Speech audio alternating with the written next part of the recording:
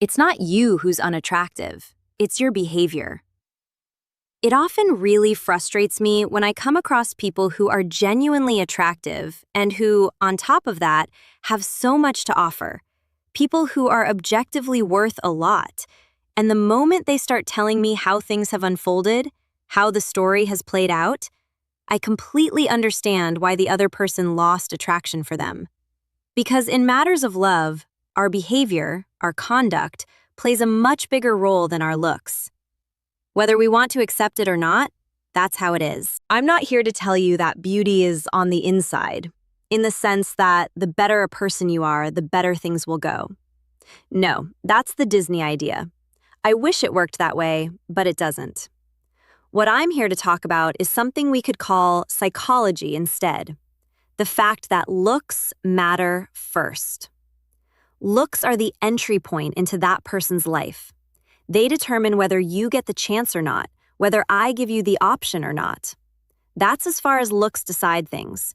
And even then, if looks fail us but we have attractive behavior, a no can turn into a yes. But let's say we need enough in terms of looks to get that initial yes. Once we have that yes, from then on, our behavior, how we treat the other person, plays a far more essential role than our looks. That's why I constantly come across people who are very physically attractive, literally chasing after people who aren't. Why? Because that less attractive person has, instead, a very attractive way of behaving, a very attractive way of carrying themselves, which causes the person who initially seemed more sought after to end up chasing them. In the same way, people often come to me and say, "Amanda, at first I didn't want to give this person a chance because I wasn't attracted to them, but they kept at it relentlessly." And watch out for the ones who keep at it relentlessly, because this is where we get confused a lot. I see this a lot, especially in cases where men pursue women relentlessly, and the woman, seeing that persistence over time, lets her guard down and thinks, "Wow, he's really showing me something." In a time when it feels hard for anyone to show real effort, this man is being consistent even though we haven't been intimate, we haven't had anything yet, and he's still here. Sure, but usually a man who pursues that relentlessly, who doesn't care about rejection, is doing it because he's in conquest competition mode. He's usually not chasing you specifically. He's chasing you and copy-pasting the same message to 20 others. And then eventually you let your guard down, and the moment he has you, he's got what he wanted. And you, meanwhile, even though physically he might not have been your type at first, suddenly, when he switches from giving you all that attention to giving you none, you become obsessed and go chasing after him. I've seen this happen many times, but today I don't want to focus on this kind of manipulation. I want us to truly understand how important our way of behaving really is. And there's one key point. These are the foundations of what we need to learn if we want attractive conduct. Always, always, always act with dignity. And this isn't about ego, dignity, not pride, okay? It's not about who wins. No. It's about always acting from a place of dignity. Because the moment I don't act with dignity, and this isn't a matter of, I do it for love because I like this person so much that I put them above my dignity. No. If you like someone that much, all the more reason you shouldn't act outside your dignity. Because the very moment you act outside your dignity, the attraction that person feels toward you drops. Sometimes it plummets. Sometimes people have real interest in us, and the moment we start acting desperate, the moment we act outside our dignity, that attraction falls like a parachute that jumped and didn't open. That's just how it is. I'm sorry to be so blunt, but I'm telling you, stop doing it. Do it for yourself, not just so you don't feel bad, so you don't hurt yourself, so you don't kick your own self-respect. Do it out of strategy. Do it because you're smart. When you go and rewrite a message to someone who already has your message sitting there unopened, or opened but ignored, what do you think that person is thinking? Do you realize the real weight your actions carry? It's you're not even capable of responding to me. They've ignored you. Is there anything ruder than someone giving you the silent treatment, ignoring you? A person who supposedly has romantic interest in you just brushes off your message? Imagine, set the phone aside, imagine you were standing right in front of them. You say something, and that person looks at you, hears you, and just doesn't bother answering. Well, it's the same with the phone. Yes, they saw your message. Yes, they calmly picked it up, read it, and decided not to respond. Maybe time passes, days go by, and faced with such a blatantly rude, discourteous, disinterested gesture, yes, I'm coming at this with real counseling experience if you're wondering, you want to go looking for a justification. That's when you take your dignity and shove it in a little box. Maybe I should let my dignity slide, right? Maybe they did read it but then got busy and forgot. You want to go chase someone who forgets about you. You know how someone should behave when they're really into you? They should have you installed in their head 24 hours a day, like background music. Because that's what happens when someone attracts us a lot. We can't get them out of our head. There's no way around it. It's stuck there like gum on our cortex. And I keep imagining and fantasizing, and I wake up in the morning and haven't even fully opened my right eye yet, and I'm already thinking of you. I go to bed at night thinking of you. I hear a song and think of you. And from that place, you want to go and write to someone who technically has a message from you that they haven't even answered? Someone who has shown you they don't care about disrespecting you, that's a rude person acting rude. I don't know if you matter to them or not, because I'm not going to get into whether it's a game or not, but they're acting like they don't care about you at all. And you want to go rewrite the message? Imagine how that person sees you after that. Do you think that's attractive? Do you think it's attractive if, say, you proposed a plan to this person, you set something up, and they cancel on you, apologizing because something came up, right? Let's say they give you a somewhat acceptable excuse, health-related, say, I'd love to, but I feel awful. I woke up with a migraine, caught a virus, I have the flu. I don't know, I feel like I'm dying. Something like that. And they cancel the plan. What would you expect from someone like that? That they'd reschedule, right? That they'd be the one to propose a counteroffer.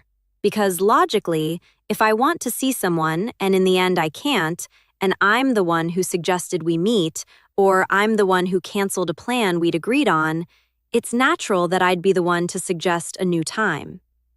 And now, they don't suggest anything. When someone doesn't do something, we should never chalk it up to some pile of coincidences that just happen to align in space-time and that this person simply didn't realize. People are aware of everything. The person who isn't reaching out to you knows they're not reaching out. The person who used to text you and now texts you less knows they're texting you less. The person not proposing plans knows it. The one who canceled knows it. And then, when I haven't felt like it enough, let's say, for example, someone interests me, but I'm not sure, or someone else has come along who interests me more, and I'm not sure. So the plan gets canceled, and I don't see them. And now, suddenly, out of nowhere, that person, who has no business proposing anything to me because it's not their place, goes and proposes something. Hey, what if we did such and such, since I know you can actually change your schedule? And now it turns out, actually, yes, I can make it work after all. When I see that, it reeks of desperation to me. Yes, and I find it very unattractive. I find it very unattractive, and so does everyone else. We all work that way. So it's not a matter of, I won't reach out because I feel like I'm somebody. No, that's not it. From an emotional intelligence standpoint, I don't chase. I don't go after someone simply because it doesn't work. The only thing it accomplishes is that you're the one restarting conversations, keeping conversations afloat by sheer force. You send a whole paragraph and get a ha-ha back. No reply. Haha, haha. Everyone knows what that means. I'm giving you a response, but I'm not putting in the effort to keep this conversation alive. When a conversation is a struggle, when you have to dig for too much cleverness to keep it going, it's because the other side isn't putting in the minimum effort to make the chat flow. And that person knows it. So when I realize that I'm the one fighting to keep conversations going, searching for excuses to restart them, offering 100,000 different options for a date, all those things we do because we feel motivated, we want access to that person, and it hurts when we feel that access slipping. None of that is dignified. When you tell someone else about it, you don't brag about it. You don't sit down with your friend and go, "Can you believe it? I've spent a whole week. I was the one saying good morning and doing this and that, and I noticed they were being cold. I hadn't done anything, but just in case, I asked. I even made something up that I thought might have offended them and apologized for something I never even did." Yes, that's what I did. I apologized for something I hadn't done, and then I kept being nice. And look, I'm still super affectionate, even though this person is being super distant with me. I keep being extra sweet, saying nice things, and even though they ignore me for a whole day, I act like it doesn't bother me, because I'll do anything, because I have no dignity, because all I want is for this person to be in my life. We don't brag about this kind of behavior. Why? Because deep down, it embarrasses us. So do you really think you're going to win someone over, reach someone's heart, by behaving in a way that's cringeworthy? No, no, no. So I need to understand. It simply doesn't work. Above everything else, I want to play my cards well. So, how do I play my cards well? First, looks. Yes, of course, that's my calling card. If looks didn't get me in the door, I can try charm, playfulness, flirtation, okay? But not by standing there even after being told no. And once I am already interacting with the person, my focus shouldn't be on making my whole package seem perfect, on telling them how I got a diploma in 5th grade or whatever. No, no, no, no, no. My focus shouldn't be on trying to get that person to admire how wonderful I am. It should be on having attractive conduct. And attractive conduct means acting with dignity. I don't give full access. I have emotional control. I have emotional control. This is going to be 50-50. I'm not going to chase you. And if you start pulling weird moves, I step back. I distance myself. This is the kind of behavior that comes across as attractive. And we all want to be with someone who feels attractive to us. That's just how it is. And I'll say it again. There are people who barely scraped their way into your life physically, who got the "you almost didn't make it in" pass, but who then behaved in a way that showed you they have their priorities clear. They're proud of who they are. Their life is well put together. They don't put up with nonsense. They don't tolerate foolishness. They give you just enough and keep you exactly where they want you, with you chasing them, insisting. So why can't you be that kind of person too? What's stopping you? It's purely a matter of how you choose to react. You decide, before reacting, whether you're going to let yourself be dragged around for the rest of your life by emotional impulses, as if you had no control. I can't help it, I feel bad, I go looking for them. No, you can help it. Yes, you can think before sending a message. Yes, you can hold back the urge. Because in the end, if you're going to mess it up anyway, and if you don't hold back, you will mess it up, that person will end up writing you off, and you'll end up suffering something you didn't want to suffer. Isn't it much smarter to say, from now on, I'm going to build up willpower, and when things get shaky, I'm going to stay steady. I'm my own anchor. I'll think 5 times before acting. I can wait a day before acting, if I even act at all. And if you're ever in doubt, let me make this clear again. The first rule is always act with dignity. The second rule, when I'm not sure, I do nothing. Because it's always easier when we've given too little to make up for it by giving a bit more than to try to undo giving too much. It's like salt in food, okay? I can add just a little salt, and if I later find it's too bland, I can add a bit more. But salt a dish and then try to remove the salt? That's much harder. It's the same thing here. In other words, you'll always better preserve attraction by having conduct that gives the little less. And if you overdo the giving less and see that this person is pulling away because they actually want and need to see more from you, feel like things are unbalanced, you can always adjust and give more. But once you're already acting in a needy, groveling way, attraction drops and it's very hard to fix. Sometimes it's irreparable. Other times, it takes a lot of time. You truly have to pull way back, go to extremes, do difficult things to try to rebalance the scale. So when I'm not sure what to do, when this person puts me in a position where, even if we don't fully register it, our intuition kicks in, this person gave me a response that feels off. They're treating me differently. I don't feel comfortable in this interaction anymore. I'm starting to feel overly anxious, hypervigilant, uneasy. I'm not sure if I want to suggest something because a week ago I would have suggested it naturally and it was well received. But now suddenly I'm doubting whether this person will even... And it all feels strange. What do I do? What do I do? Nothing. When you don't know what to do, I'm telling you the best thing is simply to say, I'm going to stay calm. I'm going to observe. I'm going to step outside the situation.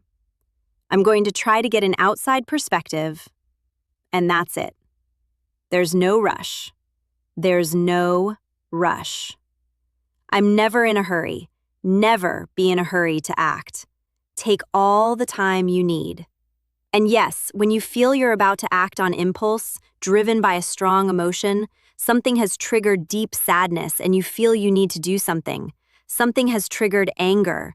This person maybe isn't giving you any signals and suddenly you see them online and it hits you hard.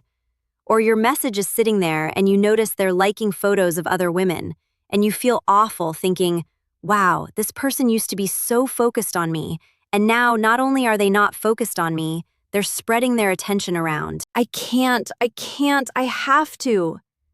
In that moment, when you feel a strong emotion is about to take over your actions, no. Turn off your phone, go for a run, scream into the void, whatever it takes. Never act under strong emotions, because it's a bit like acting while drunk, right? You genuinely lose critical thinking. You'll react in exaggerated, disproportionate ways, and sometimes you'll hand the other person ammunition to shut you down easily and make you feel terrible. Classic example. I was telling you before, you had that person's attention 24/7. From morning to night, they were bombarding you with messages. Did you sleep well? What did you do? What are you doing? How's it going? What's up, cutie? Send me a photo, and so on. Then suddenly it starts to change. You notice they're not there anymore. That attention has flowed elsewhere. And now you go on social media and see their attention seems to have a name and surname attached to it, some specific person. And now you go and send a message completely out of control, in which, on top of everything, you declare that you never want to hear from this person again in your life, okay? Maybe that person wasn't going to give you any more signals anyway, but now those words, said by you, are going to torture you later. And when the emotion passes, you'll think, I should go after them anyway, because since I told them not to contact me, now I have to be the one to reach out. In other words, you become a slave to your own words. But, say, to make it worse, that person responds to your out-of-control message with something as logical as, hey, look, I was busy working, we're not a couple, I think this, and basically labels you as crazy. And on top of it, their argument sounds reasonable, like, we've known each other 2 weeks, why are you making such a scene? And you're left thinking, great, they're right, I came off as crazy. No, You didn't like noticing that this person pulled a bipolar swing on you. It hurt, but you do need to stay consistent. They're not your partner. You can't hold it against them that way. You know what you can do, though? Withdraw your attention completely. And when they come around and you're still not comfortable with the situation, take your time. And when that person comes asking what's wrong or gives you an excuse, calmly say, "That doesn't work for me." What do you mean it doesn't work for you? It doesn't work for me. No, I know you were busy with work or whatever. People have the right to lie if they want, and you have the right not to swallow their lies. And you don't owe big justifications. It doesn't work for me. I don't care. Or you just stay just as cold because you no longer feel like being affectionate with them. That's the attractive path. That's how someone who's clear that they don't depend on anyone acts. Someone who knows this isn't the last train leaving the station. Because look, my station is quite lovely. Trains come through here every 2 minutes. I don't have enough platforms for all the trains that want to park here. Are you going to come here and mess with me? Leave. Your attention wasn't on me. It was on Pepita 2006? Fine, stay with Pepita 2006. Go ahead, go look at her stories and photos. Don't waste my time. I don't have time for your nonsense. That's attractive, right? I'm telling you, and it sounds attractive, doesn't it? Which sounds more attractive to you? Tell me. Set aside whether you can picture yourself in that situation. Which sounds more attractive? That I tell you I saw that, went crazy, and sent a whole manifesto saying, "I can't believe you did this to me, you played with me, I don't know what, I never want to see you again, go be with whoever, I don't know how many." And then, at some summer camp, I go buy myself a flute or whatever. Or that I calmly tell you that I let it go, and when you came back, I told you to go back where you came from because I'm no longer interested. Obviously, from the outside, we all see that the second one is far more attractive. Does that mean the person acting attractively doesn't feel the pain of losing that attention? Doesn't it bother them that the attention is flowing to someone else? Of course it does. The difference is that they take ownership of their emotions, take emotional control, and say, "Look, since this doesn't seem to be going the way I wanted, at least I'm going to play my cards intelligently. And what I want is not to make it easy for you. I don't want you, when you leave my life, to walk away thinking I was some desperate little fool over you. No, I want you to realize that you're leaving my life and losing out on a seriously attractive woman who won't lack for opportunities. And that when maybe this new person doesn't act as attractively as I did, when her conduct isn't as attractive as mine, you'll have to just deal with it. You'll just have to sit with that. So please, if we're not going to do it for self-respect, let's do it for strategy. Let's do it out of intelligence. Let's act with emotional control. We don't chase anyone. We don't pursue anyone. We don't insist to anyone. We don't try to convince anyone. And we certainly don't beg anyone. If you don't want to be in my life, if you don't choose me, if you don't want to be with me fully, and I do want you to be with me fully, then the alternative is, there's the door. Period. And if you need to cry about it, cry about it. And if you need to scream about it, scream about it. But with yourself, with your inner circle, not with that person. Okay, has this settled in? Let me know in the comments, "Yes, Amanda, got it. This isn't happening to me again. From now on, I'm going to be the most attractive person in the world." If you liked this and you're not subscribed yet, I invite you to do so. Hit the bell, because I'd love to see you again very soon. And until then, as always, I'm sending you a big kiss.